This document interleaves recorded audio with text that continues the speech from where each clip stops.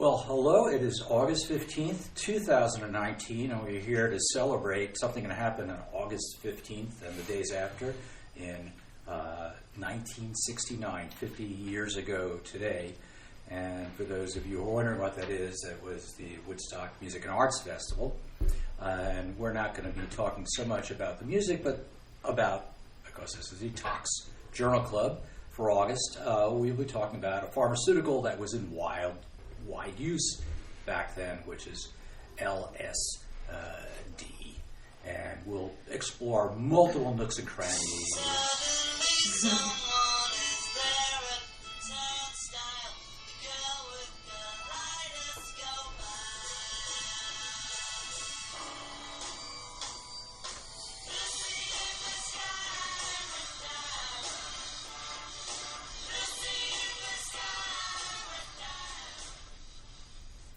And so there, for those of you who don't remember that, is a Beatles song, a group from mid-century, long ago. But what we're talking about today is really, Woodstock really is sort of the middle of our story. We're going to go all the way back and talk about a lot of history like we usually do with our journal club, but we're going to get into some science and pharmacology as well along the way because it's important to cover all of that. I really want to start out reading from a chapter of a book called My Problem Child, written by Albert Hofmann, the man who discovered LSD. And can't read the whole book, but I'm going to read some excerpts from the first chapter, which really goes over what he did. And this is all written in the first person, so I'm going to be reading it in the first person. So, this is from as you will. Chapter 1. Time and again, I hear or read that LSD was discovered by accident. This is only partly true. This was actually part of a systematic research program, and the accident didn't really occur till years later when LSD was essentially 5 years old.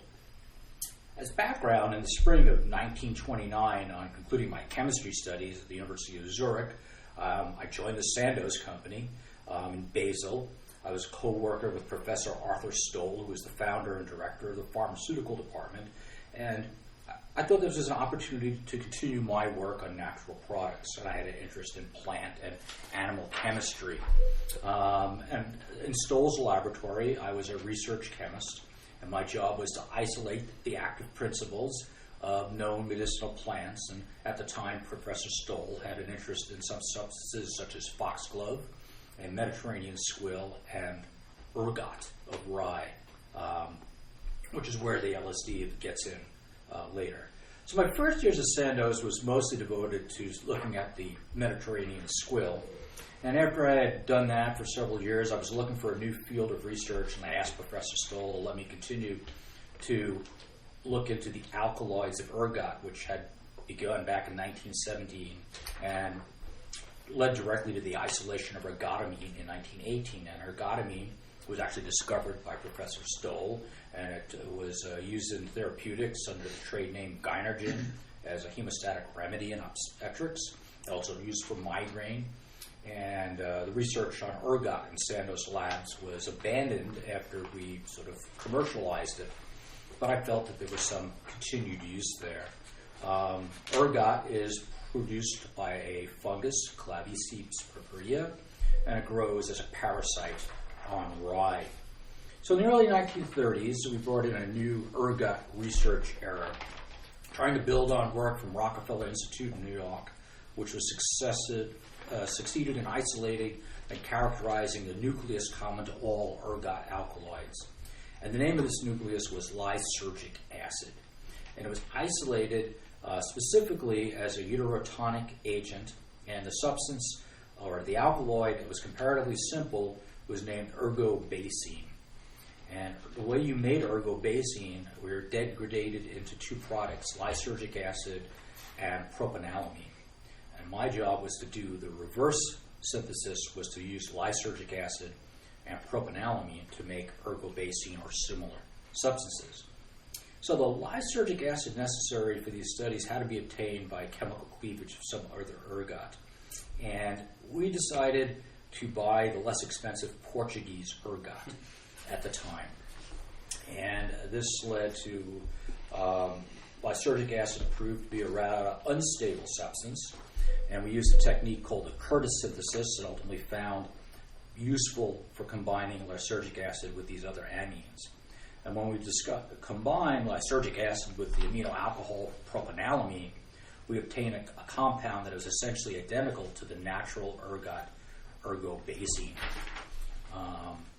So I first attempted to improve the pharmacologic properties of ergobasine by variations in the amino alcohol radical, and we substituted propanolamine with a variety of other chemicals such as butylamine, and improved this product, and eventually was marketed under the trade name Methergin, which is still in use, although not much today. I further employed the synthetic procedure, produced some new lysergic acid compounds, and in 1938, I produced the 25th substance in this series of lysergic acid derivatives, lysergic acid diethylamide, and abbreviated it LSD 25. And this is the compound that we're all going to be talking about today. I had planned the synthesis of the compound with the intent of obtaining a circulatory and respiratory stimulant. It was similar in structure to an analeptic already known, which was chloramine, but it had less than 70% of the activity of ergobasine. Experimental animals who received this drug became quite restless and narcotized, and however, research was abandoned. So that was 1938. For the next 5 years, really nothing happened. However, I couldn't forget the relatively, although uninteresting, LSD-25. I decided in the spring of 1943 to repeat the synthesis. And I was able to make only a few centigrams of this compound. In the first step of the synthesis, I was interrupted in my work by an unusual sensation. The following description of this incident comes from the report that I actually sent to Professor Stoll. Last Friday, April 16, 1943, I was forced to interrupt my work in the laboratory in the middle of the afternoon and proceed home, being affected by a remarkable restlessness and dizziness. At home, I lay down and sank into a not unpleasant intoxicated-like condition. It was extremely stimulated imagination, a dreamlike state with my eyes closed. I perceived an uninterrupted stream of fantastic pictures, extraordinary shapes with intense kaleidoscopic play of colors. After some 2 hours, this condition faded away. This was altogether a remarkable experience, both in its sudden onset and its extraordinary course, and possibly must have been from some external toxic influence, I surmised, a connection to the substance I was working on, lysergic acid diethylamine tartrate. But how had I managed to absorb this material? I was always maintaining meticulously neat work habits. Perhaps a bit of this LSD solution contacted my fingertips during the crystallization, and trace amounts of that substance was absorbed through my skin. If LSD-25 had indeed been the cause of this bizarre experience, then it must be a substance of extraordinary potency. There seemed to be only one way of getting to the bottom of this, and I decided on a self-experiment. Using extreme caution, I began a plan of series experiments. My log from April 19, 1943 is as such. 1620, 0.5 cc's of a half a pro-mil aqueous solution of diethylamine tartrate orally, equaling 0.25 milligrams of the tartrate, taken diluted with 10 cc's of water. It was tasteless. 1700, 40 minutes later. Begin dizziness, feeling of anxiety, visual distortions, symptoms of paralysis, desire to laugh. I decided to go home by bicycle about 1800. I was able to write only these last words with great effort. And it already became clear to me that LSD had been the cause of this remarkable experience that previous Friday, and I struggled to speak intelligently, so I asked my lab assistant, who was informed of the self-experiment, to escort me home.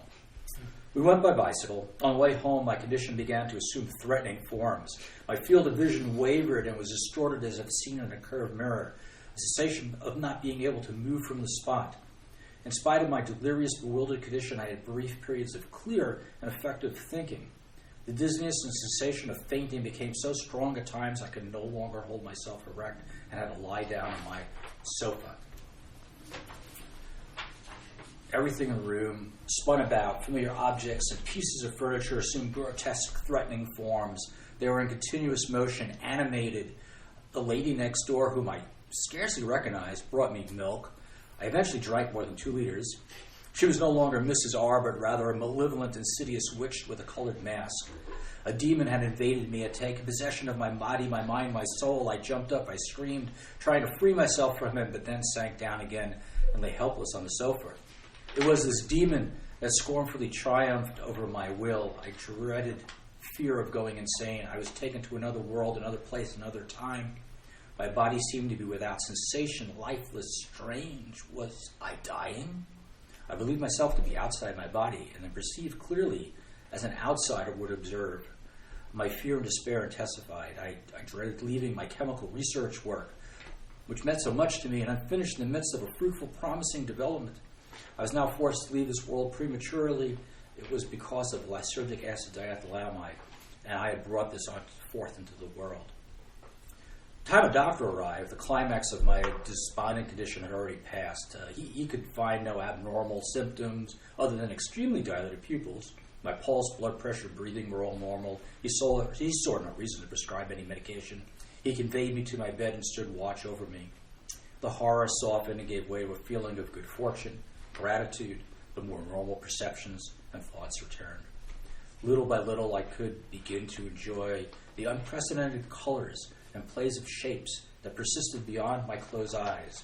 Kaleidoscopic, fantastic images surged on me, alternating, variegated, opening and then closing themselves in circles and spirals, exploding in colored fountains, rearranging and hybriding themselves in a constant flux. Every acoustic perception, just the sound of the door handle or a passing automobile, became transformed into optical perceptions. Every sound generated a vividly changed image with its own consistent form and color. Exhausted, I then slept to awake the next morning refreshed. When I later walked out in the garden, the sun shone, and now, after spring rain, everything glistened and sparkled in fresh light. The world was as if newly created. The self-experiment showed that LSD-25 behaved as a psychoactive substance with extraordinary properties of potency. No other substance that evoked such profound psychic effects at extremely low doses had since been known. I could remember the experience of the LSD inebriation in every detail. Everything was experienced was completely real, alarmingly real. Alarming because the picture of the other family everyday life was still fully preserved. Another surprising aspect of the LSD was the ability to produce such a far-reaching, powerful state of inebriation without leaving any hangover. LSD, this new active compound with such properties, I thought would have to be of use in pharmacology, in neurology, and especially psychiatry. It goes on. It was more of a chapter of the book, but that is probably the most detailed description of an LSD trip, as you will, that occurred. Albert Hoffman and some people do celebrate the, quote, bicycle day that he experienced in taking that trip. So we are going to delve a little bit more, and we're going to talk about Woodstock in a second. I'll play a little snippet from there.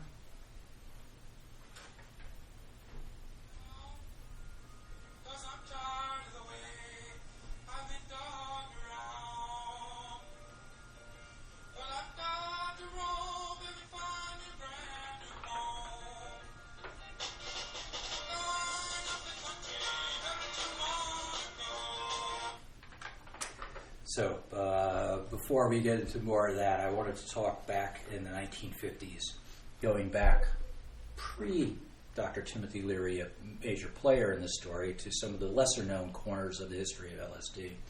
So with that, I'll turn it over to Adam to tell us about some of the early days in Harvard. Sure. So this section is going to be based on this article, From LSD to the IRB, Henry Beecher's Psychedelic Research and the Foundation of Clinical Ethics. And this is by Dr. George Machar. And so this is a kind of an interesting discussion of the work of Dr. Henry Knowles Beecher on the subject of LSD. Dr.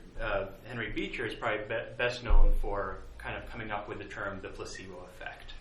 So that's the context for this individual. And so he was a researcher at Harvard University who was mostly working with essentially anesthetics, doing pulmonary vasculature physiology, and then had this kind of foray into psychiatric research, most notably with LSD. And so this was mostly in the 1950s, around 1956 or so. So one of the particular experiments he was running with LSD was essentially trying to figure out to what extent are the properties we see with LSD coming from the drug itself rather than what we might call a placebo-like effect of essentially you give a subject a substance, tell them they're going to hallucinate, and then they hallucinate. You know, was this the intent of the study, or was this a primary drug effect? So he was doing some interesting things. He was largely working with Rorschach tests. That's the ink blot tests, essentially doing pre- and post-exposure tests and collecting data. For example, what was the subject's state of mind? What were they thinking about? Do they have some pre-existing psychiatric conditions such as depression or something else like that? And found that it seems to be, let's put it this way, personality disturbances or maladjustment were positively correlated with more profound changes in the Rorschach tests. So one of the things that, because LSD is still a very new compound, still being characterized, is this idea of, was this a psychedelic drug or a psychotomimetic drug? Meaning, was this something that mimics psychosis, or is this something that kind of expands the mind? Kind of the person who's already, it's changing their perceptions, allowing them to think more broadly about their own perception of the real world, or is this something that just as a purely physiologic effect, it causes hallucinations, it's all like receptors and drugs, that sort of thing. So Beecher concluded that it likely did actually expand the pre-existing state of the mind rather than purely having a drug effect, although it was certainly a mix of both. He was talking a lot about the idea of the subject's set, also known as the mindset, versus the setting, which was the environment, rather than purely the pharmacology of the drug itself. So this kind of then, over the course of the next few years, as the CIA started to also do some experiments with LSD, most notably with the MK Ultra project, which was ultimately declassified, and let's just say this was the attempt at mind control, more or less, to see kind of how much you can manipulate individuals and kind of force them to kind of bend to your will. So Dr. Beecher seemed to be aware of these projects, possibly involved in it to some extent. It looks like a lot of researchers were simultaneously publishing in the medical literature, but also reporting directly to the CIA and maybe providing unpublished data to the CIA. Through this, he became aware of some very concerning ethical issues. So, for example, LSD being given to people who did not expect it, did not consent to the risks of this, or were not even told they were participating in any kind of study whatsoever, and specifically became aware of a few individuals who were given this drug and committed suicide. Essentially, they presumably developed psychosis and jumped out windows or had some other kind of traumatic death. So through this, he became kind of increasingly concerned with the ethics of study. This is also in the backdrop. This is only 15, 20 years after World War II, the Nazi concentration camps, and the grossly unethical I'm doing air quotes for those who can't see, but in air quotes, scientific studies that were done by the Nazi physicians. So this is kind of the early point of biomedical ethics. Another study that Dr. Beecher became aware of was giving LSD to individuals as they're dying, which, without consent is kind of a big deal. So I'm just going to read a quote here.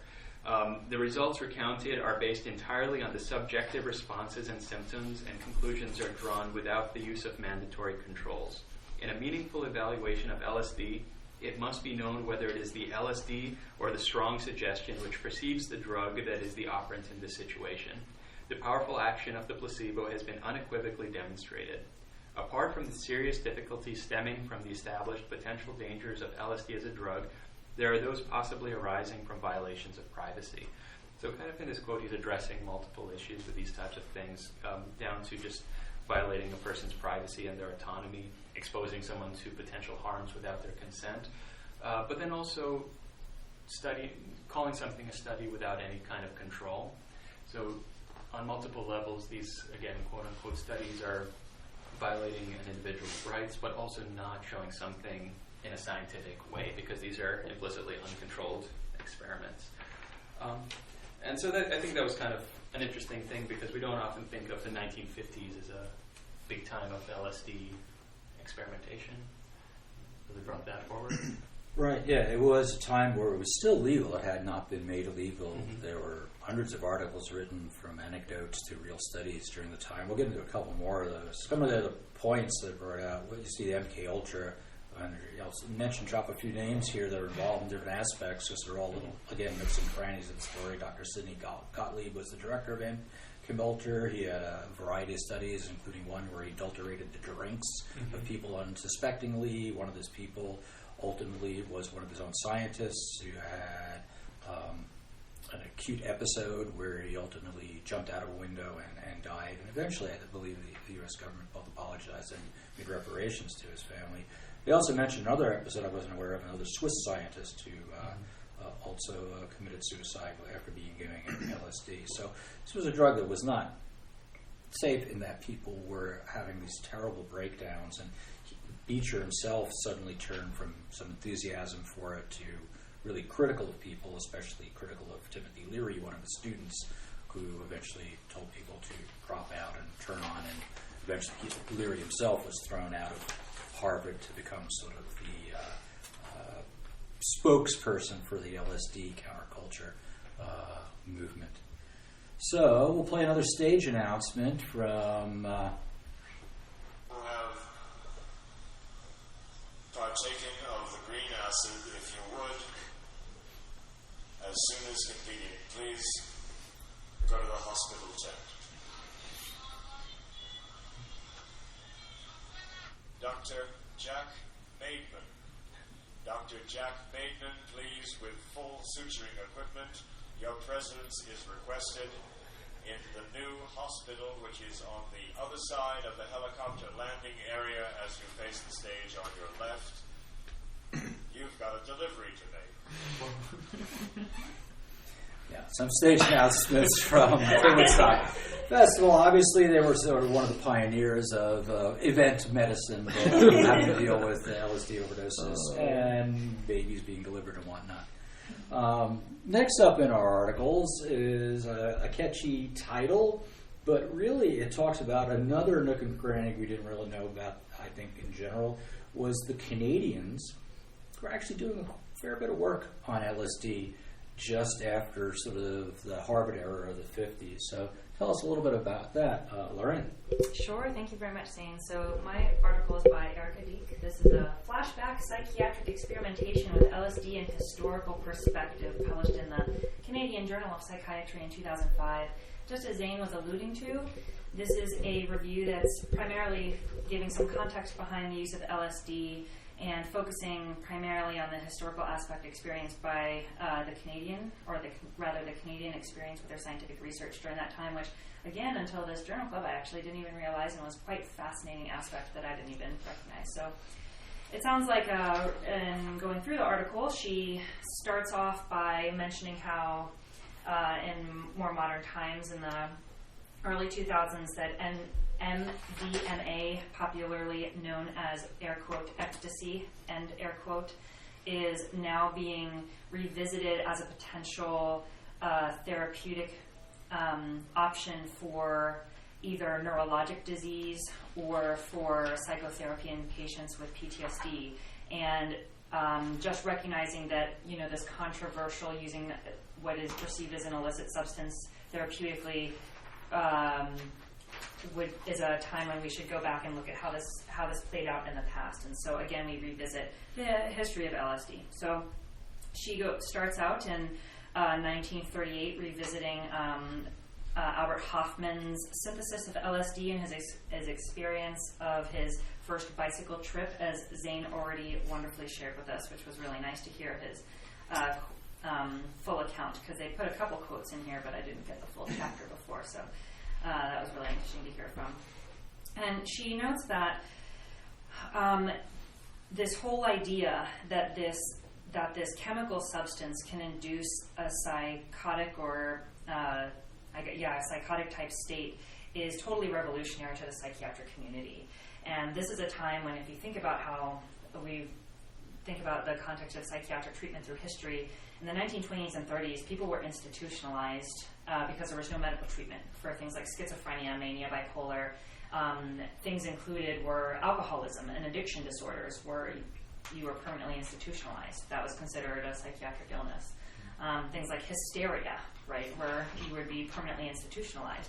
So the idea that perhaps there are chemicals that are influencing some of our psychiatric symptoms stimulated this idea, and that research could be done to try and come up with medications to help these patients, which is truly remarkable. She talks about how in the 1950s, research took off all around the world on LSD. It was not just the United States, it was also Japan, Canada, Germany, Belgium, France, and they were studies, and they said by 1951 there had been 100 studies published on LSD, and by 1961 over 1,000 separate studies had been published, both on humans and animals, in vivo and in vitro data. And then she essentially says, if we didn't have this whole experience, we may not have had this influence to start looking for chemical treatments for psychiatric illness. So from that standpoint, it really did make a big difference. Mentions briefly David Healy, who attributes that all our antidepressants, including SSRIs and antipsychotics, were developed from the research that took place in the 1950s when all this was starting to be done. And then she turns to this very interesting work that was done in Canada. And we get a little bit of background. So this is mostly focusing on the work of Humphrey Osmond. And this is a gentleman who was a British physician in London, where he worked with John Smitty's. And he was first working with mescaline, which is the active ingredient in peyote, or peyote. I guess tomato. And then after 2 years of research, they decided that mescaline caused symptoms in normal people that were similar to the symptoms of schizophrenia. And mescaline is phenylethylamine, so it's similar to what you would imagine from the effects of MDMA. And then at this time, they were attributing all these effects to adrenaline, quote unquote. So that was the neurotransmitter, the only one that had truly elucidated at this time. So he wanted to do more research with this, but in London they weren't as open, and he was looking for a place to pursue this research and see if it could offer anything to the psychiatric community. And he ended up moving to Saskatchewan, and then met Abram Hoffer, who was a very interesting scientist and doctor, who actually had a background and PhD in agriculture before turning to work in medicine and obtaining his MD in medicine. So they started working together with mescaline, oftentimes practicing on themselves to help guide their therapy. And they came to this realization that they started trying to publicize, that mental illness was a biologic entity and could be studied and treated, unlike this. I guess the predominant psychiatric treatment was, the psychotherapy and, inherent differences in people, and treating it now as an illness. So when he took mescaline, he described some what sound pretty horrific experiences, maybe something what you would describe as a bad trip. But he has one excerpt that they include where he was trying mescaline, and people's faces were very grotesque. Everyone looking at him was plotting against him. So it seems like paranoid delusions, which he was able to relate to in some of his patients, because they were working in a psychiatric facility at this time. And then because they were doing all this and LSD was coming up, they became familiar with LSD. So Humphrey Osmond said, well, I'll just try LSD. Let's see what happens when I do this instead of the mescaline. Well, that's the first way to start the therapy. So he starts LSD, and then he realized that much lower doses of LSD were needed compared to mescaline to achieve these psychiatric effects, but also that they were less horrific as compared to the mescaline, and weren't not as scary. But of course, that was just one experience that he described. But he concluded that because you could use less LSD, that it was very much more potent and maybe something that they could more easily use for their studies. And then she mentions that they started doing early volunteer subject and patient studies that reported personal enlightenment, new insights into their psychiatric illness, and self-reflection. And they said that this is a quote. They don't have any references for this, but that patients were getting new personal insights and clarity that they're helping them with their illness. And I think, let's see, I have one quote here that was as they were turning to LSD. This revolutionized thought. And I think this quote was really nice. And they said, for psychoanalysts, the drug released memories or revealed the unconscious. For psychotherapists, it brought patients to new levels of self-awareness. For psychopharmacologists, LSD reactions supported contentions that mental disorders had chemical origins. And it's just like everyone's getting revolutionized by this change. So then they move into these studies on LSD for the use of DTs and ETOH addiction and ethanol addiction. And so the idea that spurred this was, well, when I did LSD, it seems a lot like what's described when an alcoholic patient who is in withdrawal goes through DTs.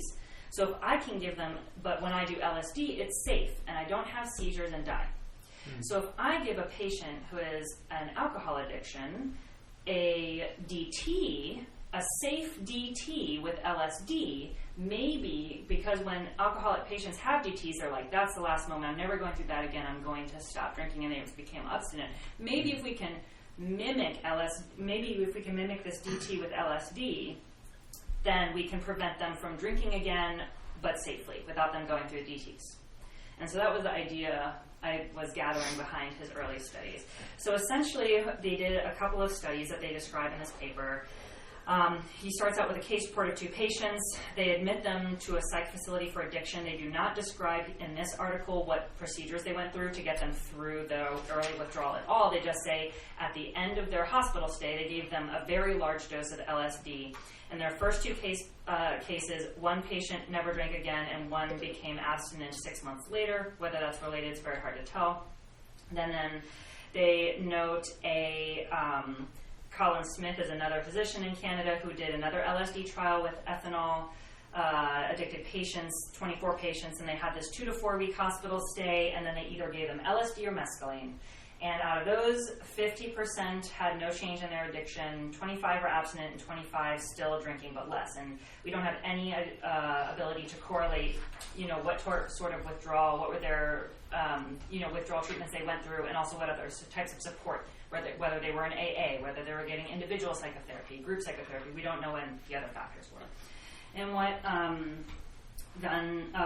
Erica Deek brings up in this time is there was also this huge shift in what is a controlled study, and I think it comes into context with the MK Ultra business. Also, the recent trauma experience from World War II and the Nazi experiments. There was all this arguing. Things have to be safe now. Everyone's pushing for like a controlled study where it's not safe unless it's done a very certain way, and you have to control for all the other factors. And they're having a lot of arguments just on the philosophy of how to do a study. And I think there's an interesting insight from Osmond that I wanted to share in one of the quotes. And it says, Osmond deplored the contemporary faith in controlled trials as the new authorities in clinical research. He says, many variables may be held more or less steady, but the pretentious, inaccurate, and misleading use of the word control should surely be abandoned, and editorial authority could properly be exerted here. Its use has become absurd. And I think reading that, kind of a little bit of it touched home with me, because right now we have all these things that we said, it's only a good study if it's controlled, but does that really mimic reality? You know, it's like, oh yes, our study proves that in 24 male patients in Sri Lanka, that if they took this medicine, they did better, and how that helps us. And so I think it kind of gets into I know that's kind of outside the breadth of this discussion, but it just in a lot of philosophical quotes and reflections in here. So moving on to another alcohol study in Canada, and this one was a little bit more interesting. So Sven Jensen did this study in 1962 with 3 groups, and they had a hospital stay during which the treatment for alcohol withdrawal was not described, but they had these 3 treatment groups, one which were given a large dose of LSD right before discharge, one that participated in group therapy throughout their hospital stay, and one who had individual psychiatric therapy. And they followed them up a couple of years later, and they found that 65% of the group who had been given LSD at the end of their stay were abstinent, as compared to 18% in group therapy and 11% in individual psychiatric therapy. And these groups, I think they're all about 50 to 60 people each. So that's the end of her descriptions about the studies. And we hit the 1960s, where we start getting the media change and perception of the safety of LSD. There's reports of a child overdosing. There's this report of a 30-year-old who killed his mother-in-law with no recollection of the event while on LSD, and how everything became demonized. And then in 1966, it became an illegal quote-unquote narcotic, and it was difficult for anyone to obtain for further research. And then in 1966, the original company Sandoz from Sweden, is that correct? Switzerland, sorry. They voluntarily ended distribution, and then in 1968, researching using LSD was criminalized, and that abruptly stopped all these experiments. So essentially, Dr. Deek is, saying, hey, we have these potential, studies that maybe showed that this could be a beneficial therapeutic aspect, and then we were abruptly stopped from continuing based on these, other ill effects. And that's about once criminalized, and the big thing was a social statement where once something is criminalized, it alters the image of, the usefulness of psychedelics in medical circles, and how we may not be utilizing what we have available to us once it's criminalized. That's about the end of her. Yeah, it's a good summary, bringing us up to the criminalization and sort of the end of any LSD research. Thousands of papers, some interest in psychotherapy, some interest in alcoholism, some interest in detox, and then all of a sudden it's banned as a Schedule I drug with no use, and research stops. However, when we ban things, we have a uniform thing that happens, is it ends up in underground, counterculture, however you want to phrase it. People start using it and experimenting it individually. Similar to that, the warnings at Woodstock just continued to get worse. From wander over to the medical tent to go back to the warning that I've received, you may take it with however many grains of salt you wish, that the brown acid that is circulating around us is not specifically too good. It's suggested that you do stay away from that. Of course, it's your own trip, so be my guest, but please be advised that there is a warning on that one, okay?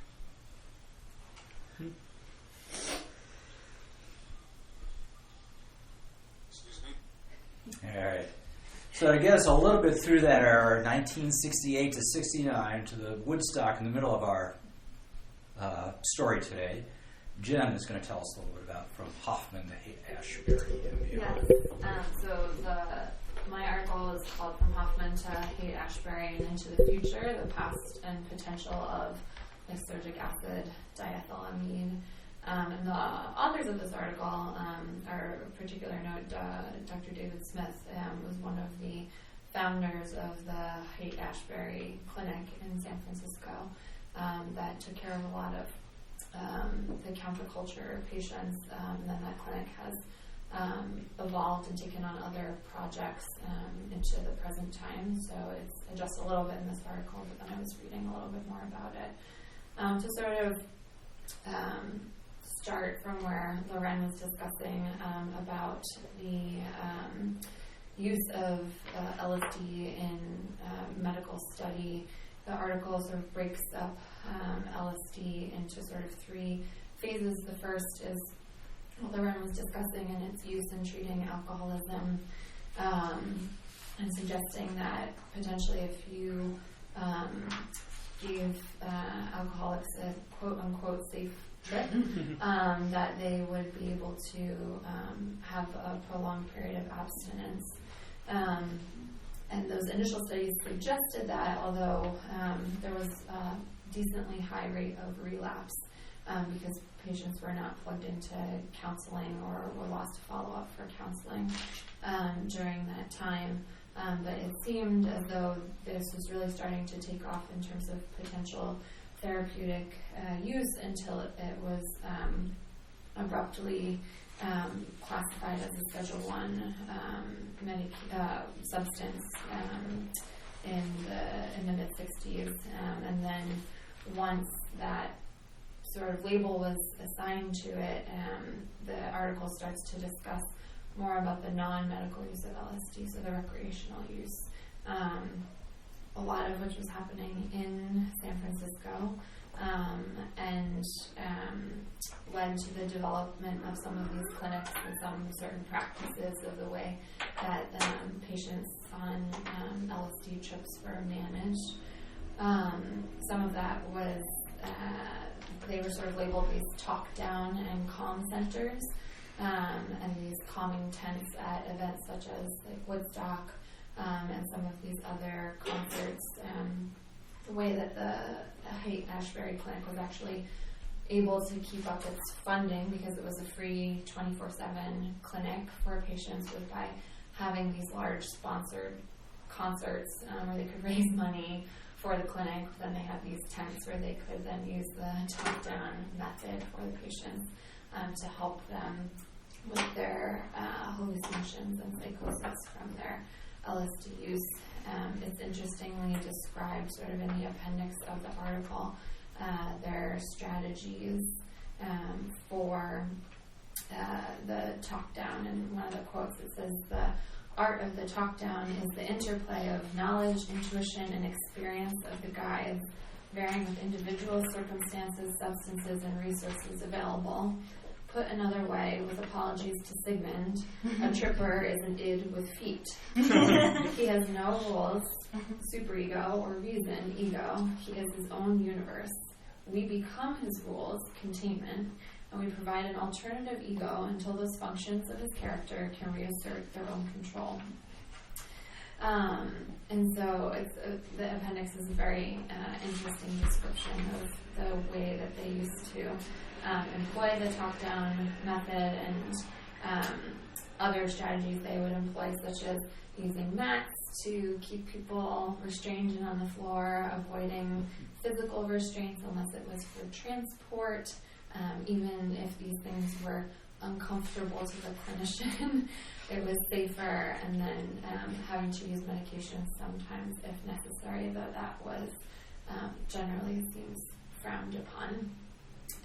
So in addition to the development of the clinic and its ability to provide free care, like I said, 24/7 free care for the counterculture group and for other patients in need of free care and who may be experiencing addiction to other substances in San Francisco. Another component that grew out of this was the development of this rock med group, which was sort of the earliest form of event medicine, where they would sponsor the tents at these rock concerts and have these bad trip tents where people could go and get cared for until their trip was over. And RockMed has actually, it continues to exist. It manages events such as like Burning Man and like some of the other concerts where some of these substances are probably still used. Sadly, the Haight-Ashbury Clinic just closed at the beginning of this month in San Francisco. They were still trying to sustain their free medical care for homeless and addicted populations in San Francisco, and unfortunately their funding sort of ran out. And so there was an interesting interview in the San Francisco, I think, Chronicle with Dr. Smith, just about how unfortunately the clinic had to close, but they're hoping to combine it with some of the other area free clinics and reopen it to help care for that for patients in need of free care in San Francisco. The article then goes on to talk about the use of LSD in psychochemical warfare, and how the government was looking for either ways that they could sort of immobilize enemies to prevent their, using these types of chemical agents, or that they could use it for mind control or to gain access to secrets that enemies may have. And so there was a few, probably more than we know, experiments by the Army, initially out of fear that the Soviet Union was also pursuing similar chemicals, that they would give LSD to some of their own Army volunteers and some of their own Army members to see if they could see what sort of reactions they would have. And ultimately, they concluded that it was too unpredictable and uncontrollable for any tactical use by the U.S. Army or any Army. And so the CIA took it on.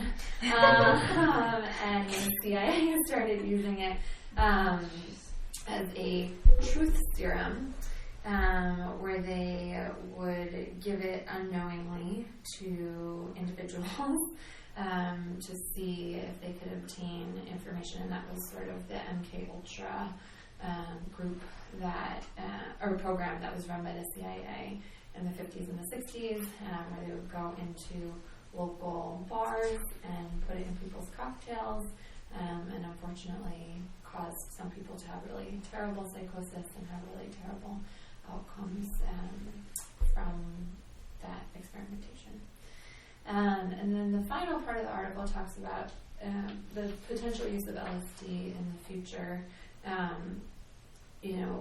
of trying to investigate, could it be used in therapies in current times, and not in recreational use.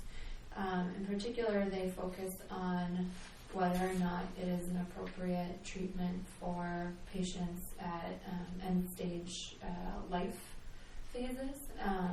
Looking at, there's some argument that we give people high doses of opioid medications that can be dangerous in certain capacities, and if LSD could be given safely to help minimize some of the anxiety or concerns that patients have about dying, to sort of get them to that more peaceful, one with the spirit state as they're approaching the end of their life.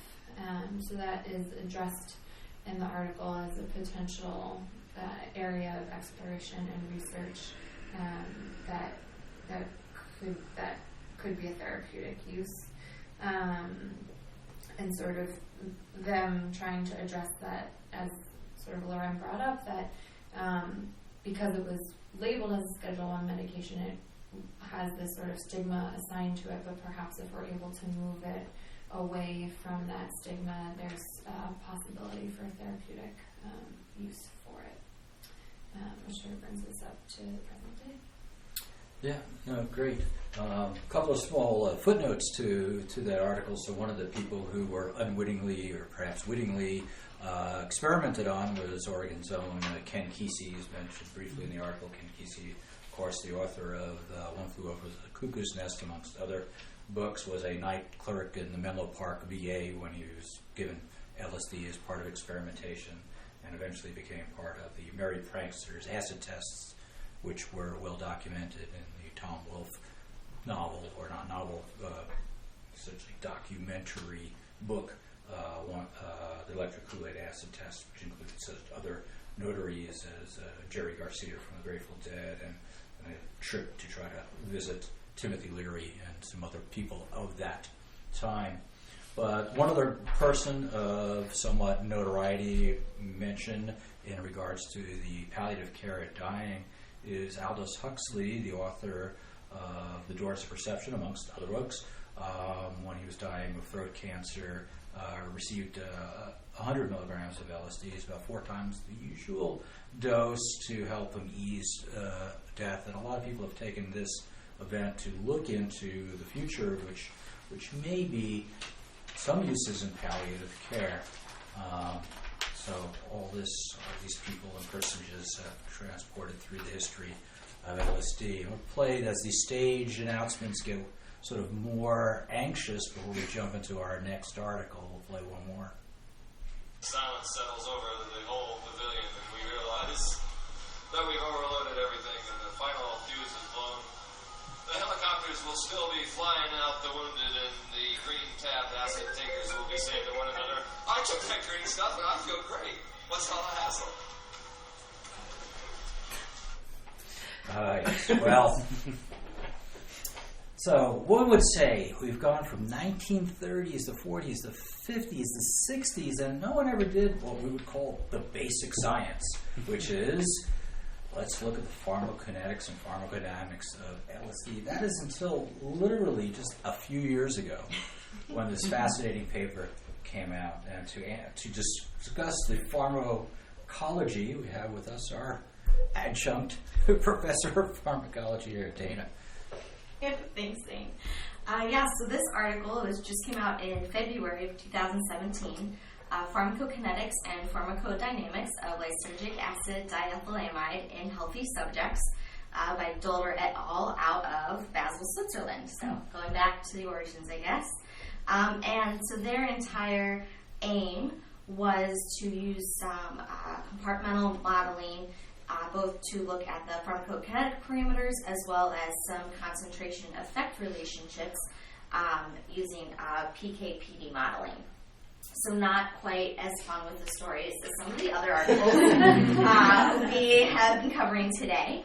But this group actually they took 2 studies that they had previously completed, one of which had already been published, and these looked at individual patients. 24 patients in the first study were given 100 micrograms of LSD orally, and then 16 patients in the second study were given 200 micrograms. And then the samples from these patients had been frozen, and so they took those, combined it with some data based on the effects that patients were experiencing, both subjective as well as some objective information, and looked at these concentrations over a time period. And they noted that there have been studies in the past that have looked at, the effects that a patient is experiencing based and compared that to fMRI data, but that again doesn't have any actual concentration data to compare to say, are these actual dose response curves, or is there something else going on? So this did combine the data from 2 separate studies. Patients all went through it was a double-blind placebo-controlled crossover, so each patient was both treated as well as it had a placebo. Equal numbers of men and women, and there was at least 7 days in between the washout period. The age range was between, they excluded patients under 25 or greater than 65. And they did have patients from 25 up through 60 years of age that were included. And they did exclude patients who had a lifetime prevalence of using illicit drugs more than 10 times in their lifetime, excluding marijuana. And then also some more requirements for more recent use being excluded. But these patients, which I feel like this would have been a little bit painful to experience, so they had a screening and then a psychiatric interview, and then the 2 25-hour experimental sessions, one of which they were given the placebo and the other the oral dose of LSD. And during this 25-hour period, there was an investigator in the room, except for when the patient was sleeping.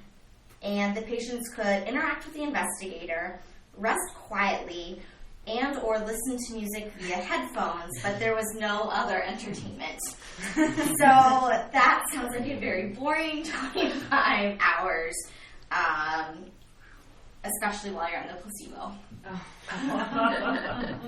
Maybe a little bit better otherwise.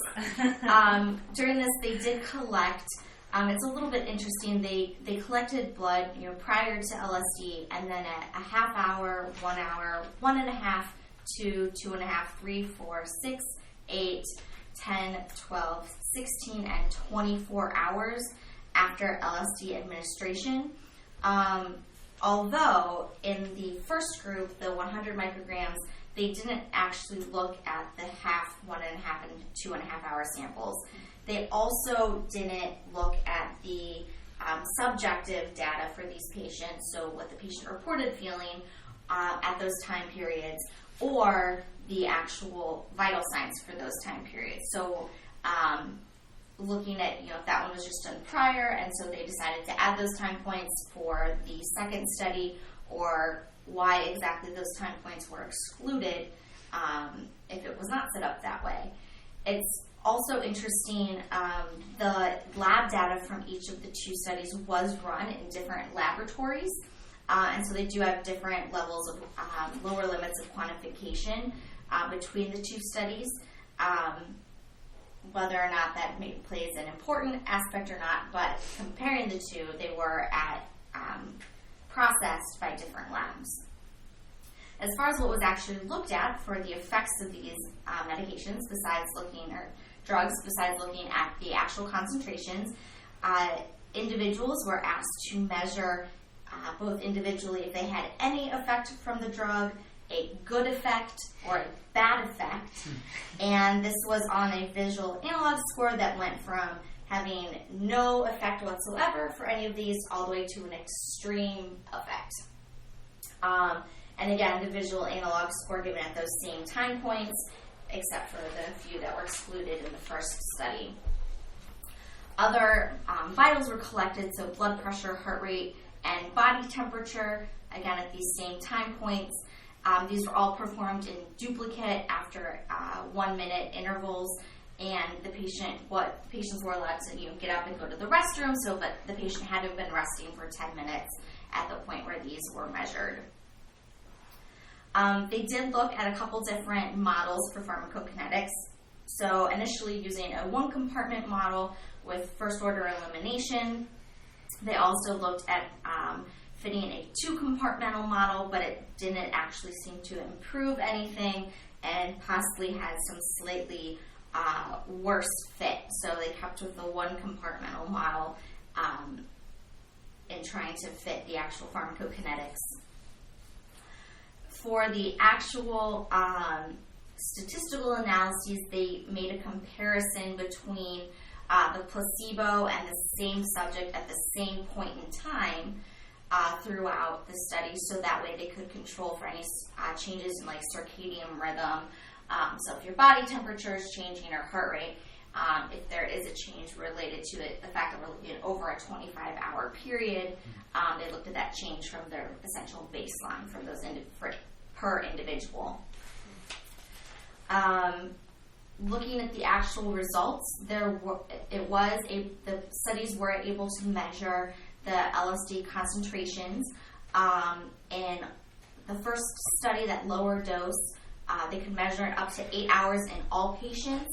The vast majority could still be measured, so 22 out of the 24 patients at 12 hours, and then down, they can only measure in 1 patient at 24 hours. In contrast, for that higher 200 microgram dose, all 16 patients had measurable values in the 16 hours, and 15 of the 16 could still be measured at 24 hours. So as you would possibly expect, at a higher dose, you're able to measure for a longer time period. It gets a little bit interesting, I think, looking at some of the actual data and some of the graphs that they have. So the maximum plasma concentrations, as you would expect, are going to be about 2 times higher for that higher dose. And they did say that, you know, the graphs that they had were consistent with the one compartmental model and linear elimination. But when you look at when they're trying to actually compare the drug effect to both time as well as the LSD concentration, around 4 hours, both doses actually have a similar rate of having an effect. Now, they don't necessarily say how big of an effect, especially when you're looking at these visual analog scores, but % of patients actually having an effect was similar, even though the concentration was quite different. And you notice that it seems that when you compare, the lower dose maybe has a little bit of a lag time, and it seems to decrease in effect a little bit faster, but it doesn't seem to correlate as much with those higher doses. Patients who receive the higher dose and reach a higher concentration much quicker, but don't actually necessarily have that higher effect any sooner. So it does seem to be more of a time lag that is associated as opposed to strictly a dose-response relationship. Some of the other, so they did mention for patients, so as far as actually having an effect, the patients who received that lower dose, it on average took about 0.8, so close to an hour to have the effect, and it lasted up through about 9 hours, with the most patients having a total effect of just over 8 hours, and the peak at 2.8. This was fairly similar, so the larger 200 microgram dose had a little bit of a quicker onset, about 0.4, so half an hour, and it lasted to about 11.6, so a total of 11 hours of duration of that response, with a peak again around 2.5. So the overall kinetics, the half-life for both was calculated out to be 2.6 hours, and the time to the maximum response were calculated at 1.4 and 1.5 hours. And when you look at that, the ranges, they're very, very similar, with a little bit of a lag and a little bit of a longer peak response in a couple of those higher dose patients, but very similar. The increases in both diastolic and systolic blood pressure, heart rate, and body temperature didn't really seem to have an impact what dose the patients were receiving.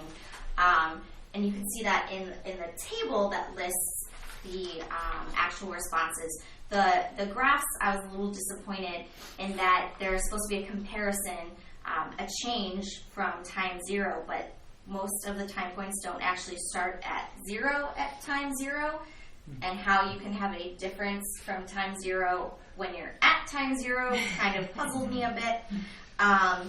So the graphs may be a little bit misleading in that their axes are not actually where they should be, especially when you're comparing the two and they're not starting both at the same place.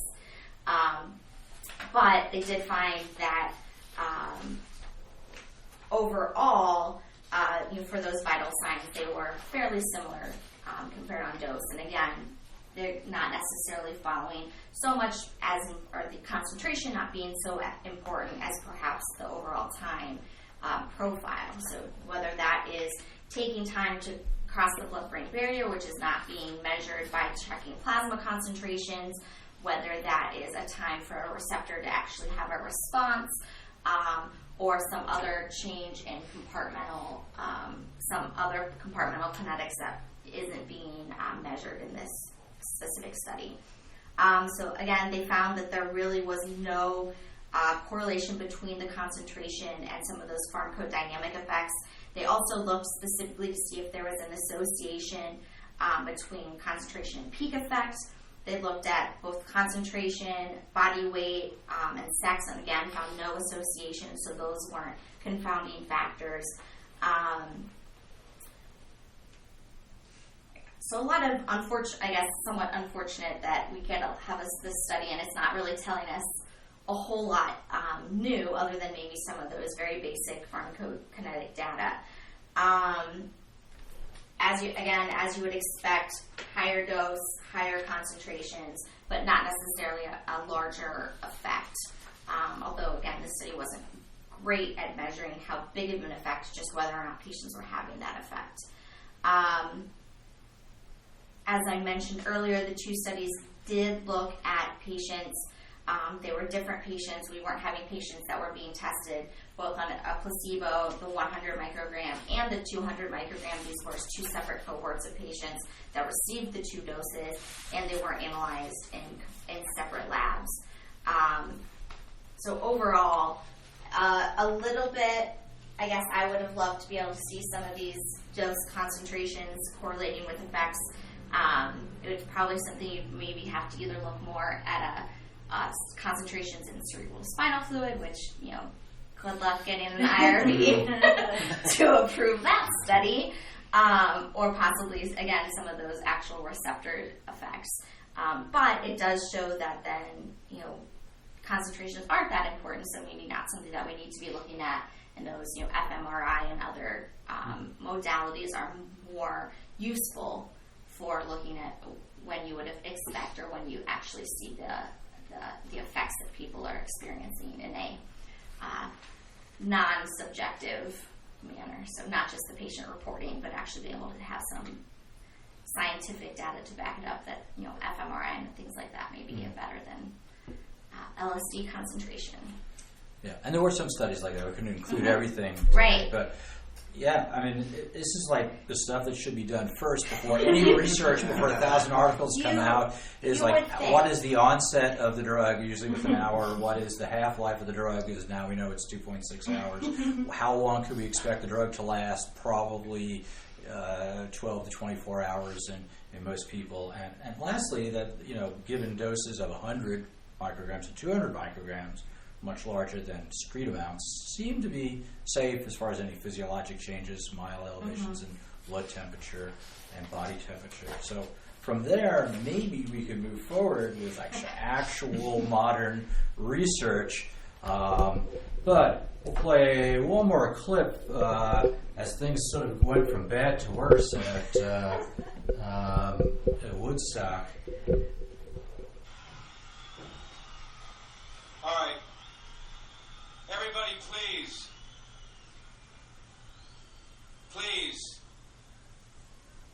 I'm informed that somebody somewhere is giving out some flat blue acid. It is poison. It's deadly serious, man. I just informed we got 4 or 5 people who are a little sick from it. 15. Be cool. Whoever you are, man, I'd love to find you. All right, so we went from mosey on over to the hospital tent to you're poisoning people by large numbers. The good news is nobody died from any sort of illicit drug overdose at Woodstock.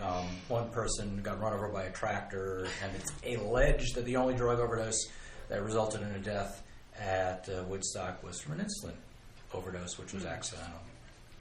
But anyway, bringing us up to our last article, lysergic acid diethylamide, is it a drug of use? Rob is going to answer that question. Am I? This is an interesting article. It is a bit of a sort of history, so I'll kind of review some of the things that have been talked about, but kind of in a overview, and then a look forward at what is in the future. So, as was mentioned before, Albert Hofmann synthesized LSD, and as the 40s went on and into the 50s, people started to recognize the effects of LSD, and it was described as an entheogen, which is a psychoactive substance that produces a spiritual experience, which I thought was a pretty cool word. It's roughly translated from the Greek to generate divine within. Ooh. I thought was pretty cool. But in the 50s, physicians started to realize that, hey, if schizophrenics have delusions and hallucinations, then what if we just cause those with LSD, and then we can study it and we can treat it and things like that, and see if sort of making a psychosis model might be helpful for medicine. And that's really where things started, but in those studies, people realized and described a couple of really interesting observations, which are people were able to recall traumatic events in much greater detail than they were not on LSD, and had abrogation, which there's a couple of really cool words in this, so I'm just going to keep bringing them up, which is a release of previously repressed emotions. And so that was sort of the beginning of the basis of this idea that maybe this can be used in psychotherapy. And the drug was described as inducing a great ventilation of emotions in schizophrenics, and described as an empathogen, which has been used to describe MDMA. And so the thought was, this might be interesting in psychotherapy. And just like in modern day America, where a hypothesis leads to immediate use of things like kratom and CBD, they said, oh, wow, that's an interesting theory. I'm going to open up a clinic and start giving people LSD. And that's what happened. And people were using it to enhance psychotherapy and psychoanalytical therapy for decades, and well into the 70s. And in fact, in several other countries, Netherlands and Germany into the late 70s, and in Switzerland even until 1993, people were using psychoanalytical therapy that was enhanced by LSD. But during that time, during the 60s, while recreational use was increasing, medicine started thinking about this with addiction, anxiety, major depression, OCD, and psychotic conditions. But also during that time, people started noting some of the side effects that people were talking about before, and that maybe that this is not a perfect drug, maybe this is not a perfectly safe drug, and maybe it shouldn't be used in everyone. And I'm going to, this is the tangent alert, I'm going to tangent a little bit because they have this wonderful description of this single case report of poor Tusco. So Tusco is an elephant, and in a demonstration of the astounding American creativity, I have to specify which elephant named Tusco I'm talking about. Specifically, the Oklahoma City Lincoln Park Zoo Tusco, because apparently there are many, many, many, many elephants named Tusco. I guess that's the equivalent of naming your cat Whiskers. But poor Tusco, the theory was there's this really interesting thing that happens in male elephants, adult male elephants. It's called musth, M-U-S-T-H, and it happens intermittently during adulthood. It's almost exclusively in males. They get restlessness, irritability, eye watering, and then they have these little glands on the side of their head that start secreting this thick brown liquid. And then 2 or 3 days after that, they become very, very violent and difficult to control, and that lasts for about a week or two. It's been compared to rutting behavior, but, and I love this because this is in the article that describes this episode is in Science in 1962. But it is not like rutting because as likely to attack a female as the elephant is as likely to attack a female as it is to mount her during this period. So apparently they get very, very, very violent. So the scientists had the theory that what if we give them a bunch of LSD? Then we can induce musth and then we can study it. And so they theorized that they figured out a dose that they thought was appropriate because human doses are much lower than animal doses. A cat would require a lot more LSD. And they theorized that since massive doses of succinylcholine had been used by one of the authors in attempts to destroy elephants in the field, we considered that the elephant possessed substantial resistance to neurotropic agents. And so they used 297 milligrams, not micrograms, milligrams, and injected this elephant with LSD. The Tusco, it's an awful description, but I will get through it.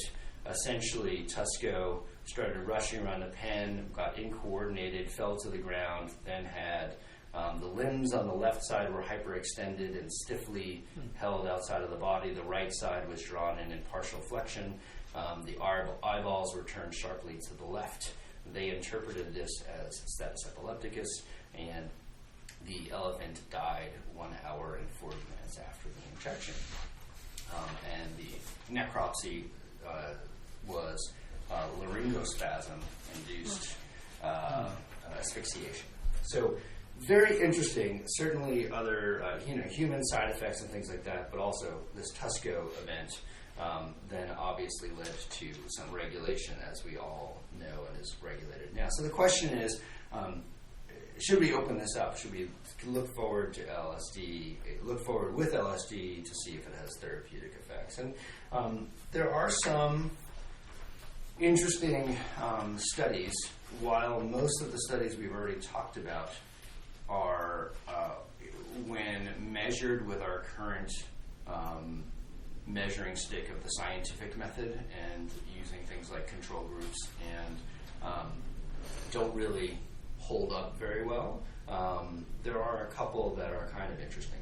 So one is, as was mentioned before, a treatment for anxiety associated with life-threatening illnesses. There's been a few studies looking at the anxiety related to terminal diseases, and LSD in moderate doses, 20 to 200 micrograms, seems to decrease anxiety. And they theorize that might have to do with physiologic effects. There was one study that showed increase in oxytocin concentrations after LSD. Whether that is caused by the LSD or caused by the decrease in anxiety is not entirely clear. There's a study, a fascinating study looking at human creativity, which is a really interesting thing to study, where researchers Dobkin de Rios and Janiger gave LSD to a mixed group of 60 visual artists over 7 years, and then the artists produced 250 drawings during that time. And unfortunately, the endpoint is entirely subjective, but they describe that the LSD improved their art, essentially. They did look at specific things like that do make some sense. The colors were sharper. They had increased organization of the works and things like that. But it's hard to really get too excited about a truly subjective type of experiment like that. They have repeated those studies in other creative industries like engineers and theoretical mathematicians and physicists and architects, and they've also all suggested that there's increased creativity, but boy, that's a really hard thing to measure, and I wouldn't put too much behind that.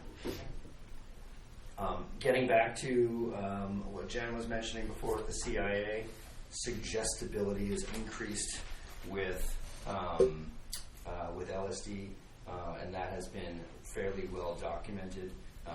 They suggest that might make it really good for psychotherapy. I suspect that the CIA thinks that might make it good for other reasons, and they do note that there are negative and positive implications because you may increase the danger of inducing false memories and instilling wrong beliefs. So that doesn't sound like it's very positive. And then the big thing that one is probably most studies is alcohol addiction. There's been over 30 studies. Very few had control groups. Most of them were underpowered. There is one meta-analysis of 6 studies that showed that there was a decrease of alcohol misuse when patients were given LSD. They were given gigantic amounts, as far as 210 to 800 micrograms of LSD. So I don't know how reproducible that is, but those 6 studies were given, suggested that people have decreased alcohol misuse while they're using LSD. And then, again, with looking at smaller doses, 100 micrograms of LSD for patients who are terminally ill, who are near death, seems to improve their sleep, seems to decrease their anxiety. And I should state that One of the reasons why it is theorized that it may work for addiction, particularly for alcohol addiction, is that there are a large density of 5-HT2A receptors in the frontal limbic area, and larger, I should say, in people who have, I should say, a larger density is correlated with increased anxiety and exaggerated stress responses, and they theorize that anxiety and stress responses are highly correlated to substance abuse and to recurrent substance use, and that's sort of the theory. Finally, they mentioned PTSD, which is a thing that I've heard a lot about hallucinogens. The theory is really interesting. They state that because overwhelming psychological trauma can cause persistent harmful changes in brain structure and function, we propose that mystical experiences occasioned by classical hallucinogens can have some inverse PTSD-like effects. What's odd about that, and they don't have this in this paper, is that one of the hypotheses of flashbacks is that it's essentially PTSD. And so it's a highly traumatic event that then is relived, just like PTSD is. And so you would think that would be how that would cause an inverse PTSD-like effect is difficult to understand. And then finally, they mentioned psilocybin and other hallucinogens like mescaline have been used for alcohol and nicotine dependence. And there's actually a current bill talking about the future in the Oregon legislature looking at legalizing hallucinogen in use with psychoanalysis and to enhance that, and so not to legalize the drugs themselves, but to legalize their use with a therapist. So there's a lot going on, and I suspect that we'll hear a lot more about hallucinogens in general and LSD in the future. Yeah, no, I think we've come kind of full circle from when it's discovered through its brief experimentations and sort of coordinatedly through the 50s, and then a long period of prohibition and misuse as a non-medical use, and finally now to sort of good pharmacokinetic studies and some dabbling in studies, especially palliative care and of light PTSD, and stuff that was suggested originally by Albert Hoffman after he had his bicycle ride and his trip. I'll mention there's one more paper just we threw in as a coda from our own lab here, so to speak, from Dr. Adam Blumenberg and Rob Hendrickson here. This was a LSD analog called LAD, which a person bought and went into VFib cardiac arrest, and they were able to, with time-of-flight mass spec, determine that indeed this was a new substance that caused this cardiac arrest in this person. So studies both good and bad go on, and we'll probably learn more. And so when we come back for the 60th anniversary of Woodstock, we will all know more. But I'll finish up with this final brief story and a little bit of a musical ending here. This is basically one of the people who actually played at Woodstock, wasn't invited to play, he actually bought a ticket, and was hanging around backstage, and they were having trouble moving the amps around. That was John Sebastian, and they said, "Can you get up there and play something while we get set up for the next act?" And so he did, and he finished up with this song, which is relatively obscure, but he, I think in the last verse, captured both the angst of that generation becoming apparent and somewhat predicting that their next generation may be addicted to the iPhone.